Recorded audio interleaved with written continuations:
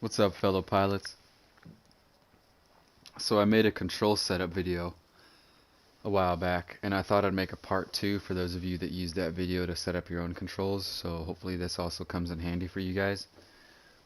Basically what I did was I set up 3 control setups for myself. As all the aircraft that I fly, I came up with 3 categories for all the aircraft that I fly. When it comes to their pitch and their roll sensitivity and their multiplier and the dead zone within the pitch and the roll. That's what this video is going to be about mostly. I did kind of mess with my wing sweep, my radar, and my weapon lock a little bit, but I'll get into that when I get there. So basically, the 3 categories that I got was when I was going through and kind of messing around with each aircraft, flying it into sim match or taking it into a test flight. Um, I came up with the 3 categories for the aircraft that I fly, and the 3 categories are Spitfires, which is Spitfires only, All Sim, which is like 90% of the aircraft that I fly, and then Delta Sim.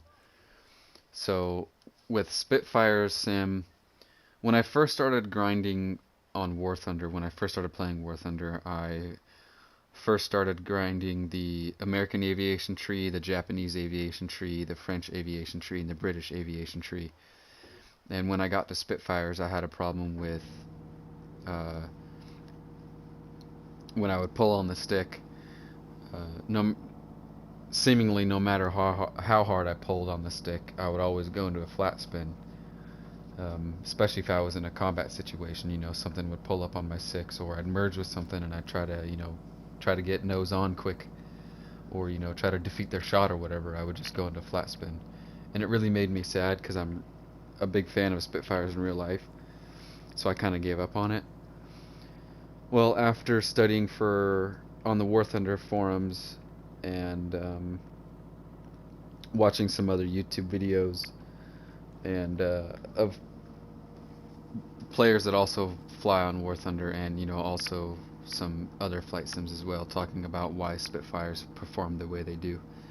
And also mostly because one of our pilots in our squadron is a Spitfire pilot, and he pushed me in the right direction and kind of gave me some tips and things that I should do with my pitch and my roll and my sensitivity, my multiplier, and my dead zone and things like that. So shout out to you. You know who you are if you see this video. Um, but Spitfires are exclusively for Spitfires. Okay, my all sim is like 90% of everything, like I said, and Delta Sim is for tailless deltas, not tailed deltas, not MiG-21s, because they have a tail. Tailless deltas, or anything that has a problem with wing stalling that's not a Spitfire, because that's why they're in a different category than a Spitfire, because they wing stall pretty easily, but not as easy as a Spitfire. So that category is Viggen, Mirages, Draken,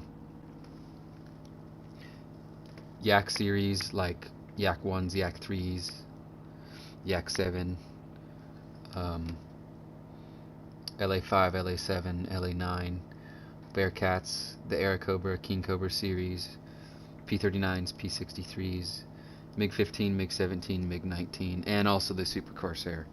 When I flew the Super Corsair on my how-to Super Corsair video, I was actually flying it on all sim. But now that I got it fine-tuned and put it into a category, it's a lot easier for me to fly the Super Corsair now. So maybe I'll do another video on the Super Corsair, we'll see. But everything else is the same. So let me just load all real quick. So everything else is the same, right? My sensitivity is at 20, my pitch and my roll is at 0.9. So when I pull on the stick, it multiplies at a decently normal amount. And also my dead zone's a little low. That way it doesn't feel as heavy. Because what I figured out with dead zone is the higher it is, the heavier it feels when you pull on the stick. And then correction you don't even want to mess with. And then non-linearity, you don't even want to mess with that either. At least what I found out. But everything else is the same.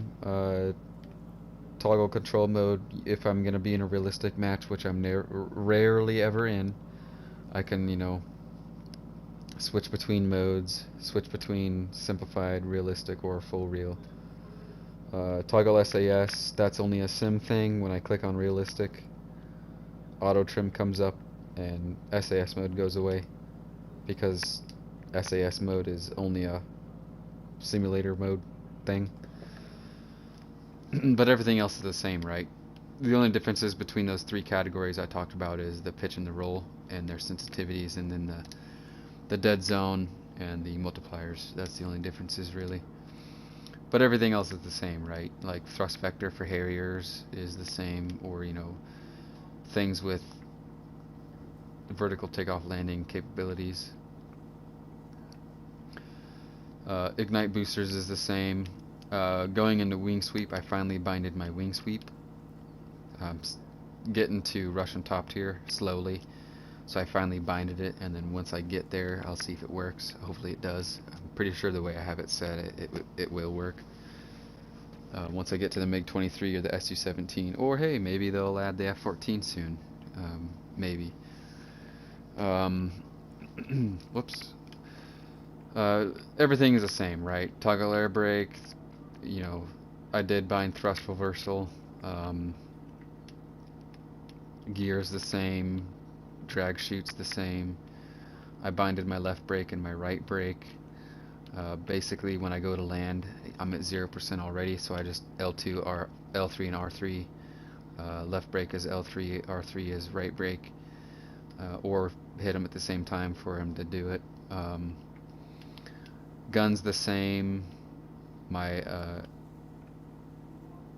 weapon lock for air-to-air and air-to-ground, I finally binded it, because I was tired of being in a dogfight and hitting the up button to spool up an air-to-air missile.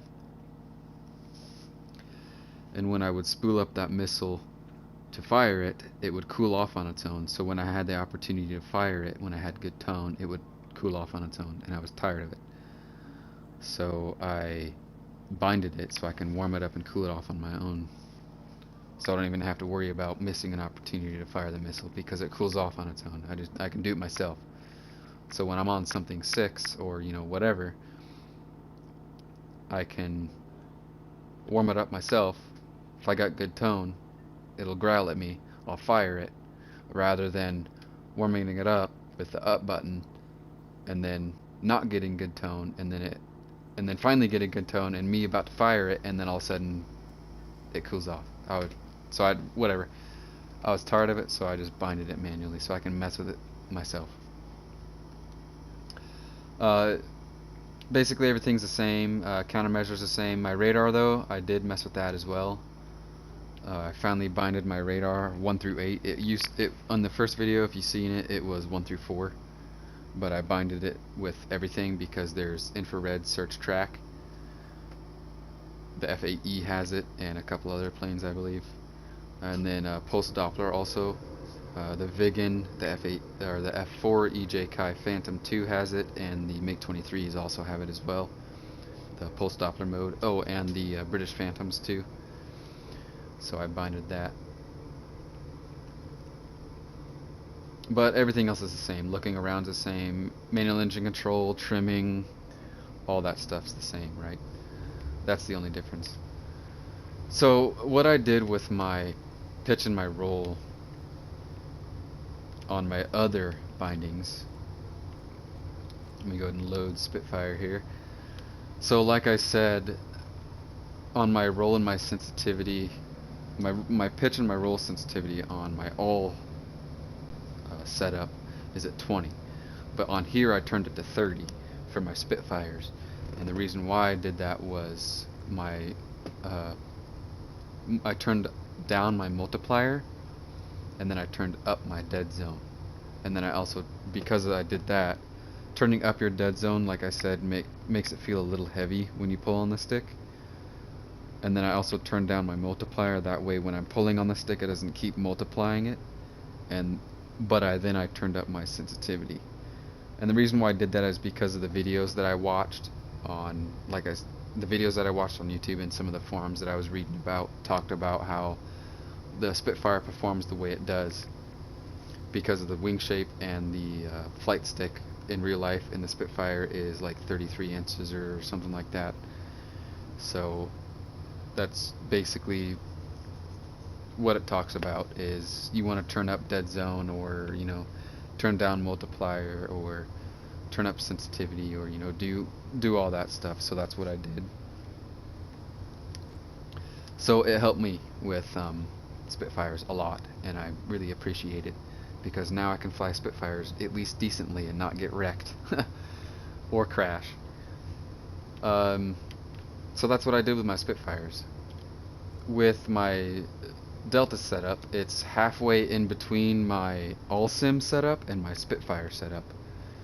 Like I said, my Delta setup is aircraft that have a problem with wing stalling, but they're not Spitfires, so that's why they're in a different category. So they're halfway between.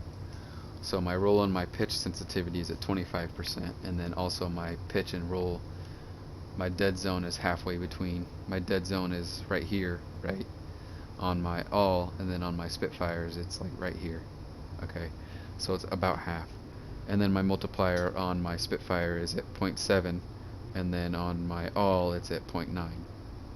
Alright, so that's basically what I did, and it helped me a lot.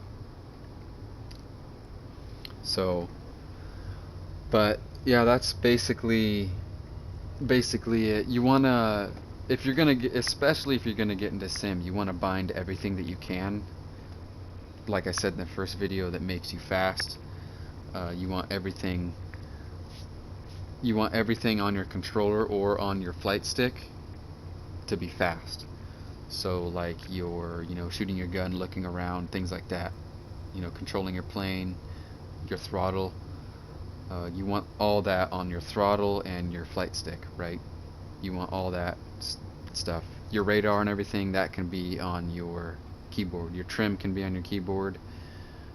Everything to make you more combat efficient, you want on whatever it is that you're using. Whatever is going to be in your hand the most, you want binded where you're going to have to use that thing in combat faster than other things like your radar or your trim, right?